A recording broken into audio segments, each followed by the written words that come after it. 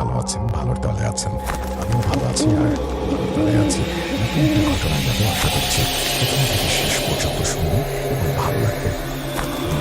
যেভাবে লেখা আছে সেভাবেই পড়ে শোনাচ্ছি।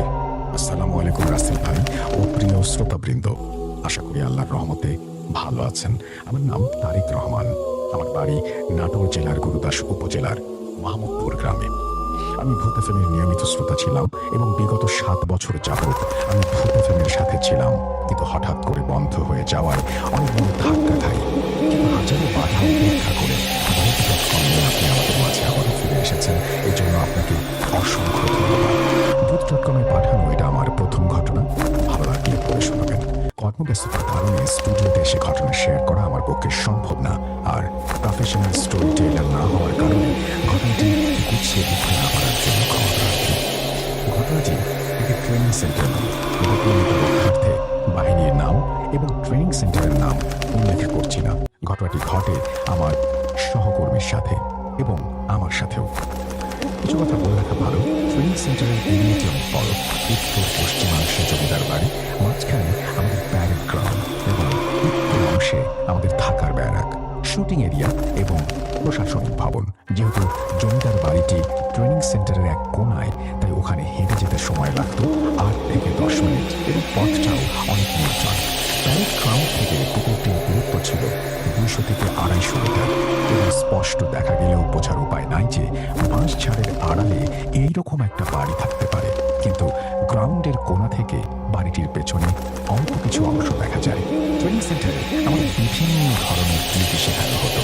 ছোট ছোট পোস্ট তৈরি করে বিভিন্ন জায়গায় ডিউটিতে মোতায়েন করা হতো এবং জমিদার বাড়ির পাশেও একটি পোস্ট তৈরি করা হয়, যার দায়িত্ব পড়ে আমার এবং আমার 2 সহকর্মী মাসির ও শাকিরের ওপর। প্রথম পালা রাত 8টা থেকে 12টা, দ্বিতীয় পালা রাত 12টা থেকে 4টা এবং তৃতীয় পালা রাত 4টা থেকে 8টা। আমাদের সকলকে এই ডিউটির পালা বুঝিয়ে দেওয়া হয় এবং 13 তারিখ থেকে ডিউটি শুরু করার জন্য বলা হয়। আমরা সবাই অনেক উৎসাহিত ছিলাম, কিন্তু হঠাৎ শাকিল অসুস্থ হয়ে পড়ে, যার কারণে 3 জনের ডিউটি আমাদের 2 জনকে করতে হবে। আমরা ঠিক করি প্রথম পালা রাত 8টা থেকে 2টা মাসিল করবে এবং শেষ পালা রাত 2টা থেকে সকাল 8টা আমি করব। যেমন কথা তেমন কাজ। ডিউটি থাকার জন্য আমি খেয়ে দিয়ে তাড়াতাড়ি শুয়ে পড়ি।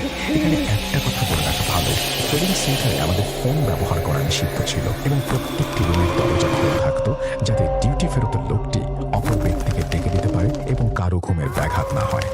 আমার ঘুম ভাঙল আলতো একটা স্পর্শে। স্পর্শটা অস্বাভাবিক রকমের ঠান্ডা ছিল।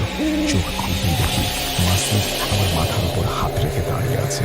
ওর চোখ মুখ ফ্যাকাশে হয়ে গেছে। আমি হুড়মুড় করে উঠে বসি এবং মাসির কিছু না বলেই রুম থেকে বেরিয়ে যায়। আলো জ্বালানোর চেষ্টা করলেও বুঝতে পারি বিদ্যুৎ নেই। একটু অবাক হই, কারণ আমি জানতাম ট্রেনিং সেন্টার কখনো বিদ্যুৎ চায় না। এই বিষয়টিকে গুরুত্ব না দিয়ে আমি টর্চের আলোতে রেডি হয়ে বেরিয়ে পড়ি। আশেপাশে ল্যাম্পপোস্টের আলো ব্যতীত আর কোনো আলোই নেই। ব্যারাক থেকে পোস্টের দূরত্ব প্রায় 8 থেকে 10 মিনিটের। পথটি ছিল অত্যন্ত নির্জন। আমি অন্ধকারে টর্চের আলোতে এগোতে শুরু করি এবং ভাবতে থাকি মাসির এরকম অবস্থার কারণ কি। তারপর নিজেকে বুঝাই হয়তো অনেক ক্লান্ত হয়ে পড়েছে, তাই চোখ মুখ ফ্যাকাশে হয়ে গেছে। বিষয়টিতে ভ্রুক্ষেপ না করে আমি পোস্টের দিকে এগোতে থাকি। রাতের নিস্তব্ধতা এবং হালকা বাতাস অনেক মনোমুগ্ধকর পরিবেশের সৃষ্টি করছিল। পোস্টটি রাস্তা থেকে 15 থেকে 20 কদম ভেতরে। ল্যাম্পপোস্টের আবছা আবছা আলো এই পোস্টটি দেখা যাচ্ছিল। পোস্টে গিয়ে দেখি ওখানে একটা ছোট্ট তাঁবু টানানো, একটা চেয়ার ও একটা টেবিল রয়েছে। টেবিলের ওপর প্রয়োজনীয় জিনিসপত্র রেখে একটু বাইরে বের হয়ে পায়চারি করতে শুরু করি।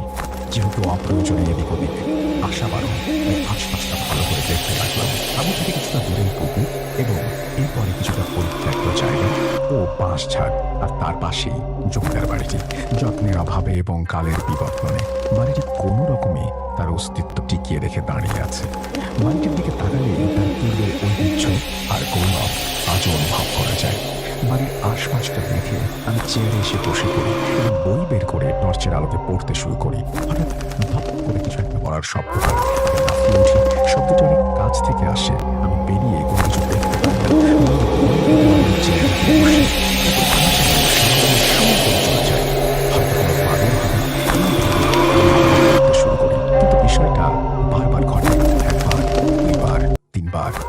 খেয়াল করে দেখি একটা বাদুড়, যার মাথা শব্দের মতো কেউ পাশ থেকে একটা শব্দ ভেসে আসছিল সেই সময়, যেমনটা শুকনো পাতার উপরে হাঁটলে হয়। তারপর হঠাৎ সবকিছু শান্ত, যেন নিস্তব্ধ সবকিছু গ্রাস করে ফেলল। আমি নিজেকে বোঝাই, হয়তো আমি অনেক ঘোর একটা গতিবিধির মধ্যে যাচ্ছি। মনোযোগ ভঙ্গ করে আমার কানে ফিসফিস করে কণ্ঠস্বরে বলতে থাকে, আবারও এসেছিস, চলে যা, চলে যা এখান থেকে, চলে যা বলছি, না হলে মৃত্যু হবে পারছ। আমি চেয়ার থেকে উঠে দাঁড়াই, উঠতে পারি না। তারপর কেউ একজন পুকুরে গোসল করছে এমন শব্দ আর মেয়েলি হাসির কণ্ঠ ভেসে আসে। তারপর পানিতে দেখলেই বুঝতে পারি শব্দটা পুকুর থেকে আসছে, কিন্তু পুকুরে তাকালেই পানির চলমান তরঙ্গ দেখতে পাচ্ছি, আর কাউকে দেখতে পাই না। আমি অনেক ভয় পাই এবং ঘামতে শুরু করি। আমার শির দাঁড়া দিয়ে ঠান্ডা স্রোত বয়ে যায়। আমি দোয়া করতে থাকি আর ভাবতে থাকি, কি হচ্ছে আমার সাথে।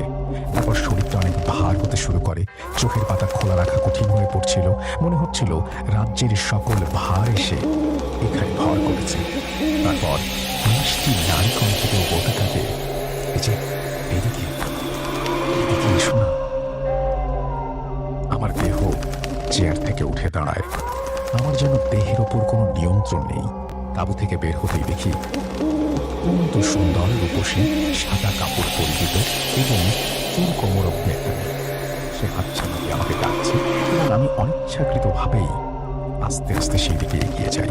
কিন্তু হঠাৎ চোখের পলক ফেলতেই দেখি কেউ নেই আশেপাশে, সবকিছু নিস্তব্ধ। এমন অবস্থায় আমার পেছনে আমি কাউকে অনুভব করি। পেছনে ফিরে যেটা দেখি, তার জন্য আমি মোটেও প্রস্তুত ছিলাম না। আমি অবয়ব, সমস্ত শরীর কালো লোমে ঢাকা এবং চোখগুলো জল করছে। আমি সেদিকে তাকাতেই সে অট্ট হাসিতে ফেটে পড়ে। আমি সাথে সাথে রাস্তার দিকে দৌড়াতে শুরু করি। বিকট সেই হাসি। এমন অবস্থায় কিছু একটার সাথে হোঁচট খেয়ে পড়ে যায়। স্পর্শ করে বুঝতে পারি এটা মানব শরীর। চাঁদের আবছা আমি দেখতে পাই এটা আর কেউ নয়, মাসির পড়ে আছে। আমি ওকে ওঠানোর চেষ্টা করি, কিন্তু কোনো কিছুতেই লাভ হয় না। পেছন ফিরে তাকাতেই দেখতে পাই সেই অবয়বটি আমাদের দিকে তেড়ে আসছে। উঠে পুনরায় দৌড়ানোর মতো শক্তি অবশিষ্ট ছিল না। অবয়বটি যখন খুব কাছে চলে আসে, চিৎকার দিয়ে অজ্ঞান হয়ে যাই। এরপর আর কিছু মনে নেই। জ্ঞান ফিরিয়ে দেখি আমি হাসপাতালের বেডে শুয়ে আছি, আর পাশে মাসিরের জ্ঞান এখনো ফেরেনি। একজন সিনিয়র ডাক্তার এসে বলেন, সকালে হাঁটতে গিয়ে দেখি তুমি আর ওই ছেলে অজ্ঞান হয়ে পড়ে আছো, তত তোমাদের হাসপাতালে নিয়ে আসি। আপনাকে অসংখ্য ধন্যবাদ স্যার। ধন্যবাদ দিতে হবে না, কি হয়েছিল খুলে বলো। তারপর আমি সমস্ত কিছু স্যারকে খুলে বলি। স্যার সমস্ত কিছু শুনে গম্ভীর হয়ে বসে থাকেন। মাসিরের জ্ঞান ফেরার পর তার কাছ থেকে জানতে চাওয়া হয় এবং সে বলে, আমি যথাসময় পোস্টে যাই ডিউটির উদ্দেশ্যে। তারপর কিছু আওয়াজ শুনতে পাই, নুপুরের এবং শুকনো পাতার উপরে হাঁটলে যেমন শব্দ হয় তেমন। আর কিছুক্ষণ পর একটা বাঁদর, যার মাথা অনেকটা বড়, একটা বাঁশ ঝাড়ের সাথে উল্টোভাবে ঝুলে আমার দিকে এক দৃষ্টিতে তাকিয়েছিল। চোখটা ছিল নীল। এতটুকু বলছে, আর তার হাত পা কাঁপতে শুরু করেছে। বাড়ি খেয়ে সে আবার বলতে শুরু করে। তারপর একটা সুন্দর মেয়ে আমাকে হাতছানি দিয়ে ডাকতে শুরু করে।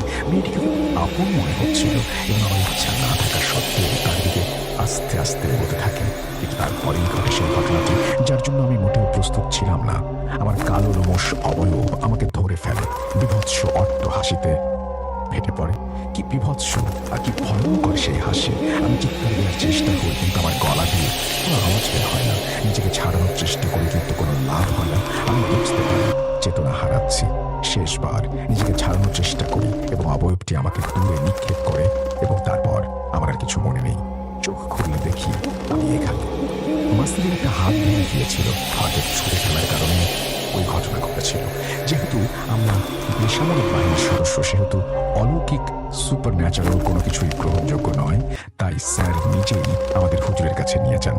হুজুর আমাদের পানি পড়া দিয়ে তাবিজ দিয়ে বলেন 40 দিন তাবিজটি পড়ে থাকতে হবে, তারপর আপনার ফিরে ফেলতে হবে। হাত ভেঙে যাওয়ার কারণে ট্রেনিং অসম্পূর্ণ রেখে তাকে বাড়ি ফিরে যেতে হয় এবং সুস্থ হওয়ার পর সে পরবর্তী ব্যাচের সাথে ট্রেনিং সম্পন্ন করে। তারপর পোস্টটি বন্ধ ঘোষণা করা হয় এবং বিষয়টা গোপন রেখে তাকে নিয়ে এসে এলাকাটি বন্ধ করে দেওয়া হয়। চেষ্টা করি, কিন্তু মাসির ওখানে আমাকে যে ডেকেছিল সে কে? এই প্রশ্নের উত্তর আমি আজও উদ্দেশ্যে বলে রাখি, ঘটনাটি ১০০ ভাগের সত্য। তারপর যদি অবিশ্বাস হয়, একটা কথা বলবো, বিশ্বাস করা বা না করা সম্পূর্ণ আপনার একান্ত ব্যক্তিগত ব্যাপার। ঘটনা যার সাথে ঘটে সেই বোঝে ঘটনার ভয়াবহতা। যদি ঘটনাটি সিলেক্টেড হয় তাহলে অবশ্যই জানাবেন, কবে পড়া হবে সেটাও জানাবেন। যদি সিলেক্টেড নাও হয় তাও আফসোস থাকবে না। সকলকে সালাম জানিয়ে আমি শেষ করছি। আসসালামু আলাইকুম। তারেক রহমান, মাহমুদপুর, গুরুদাসপুর, নাটক।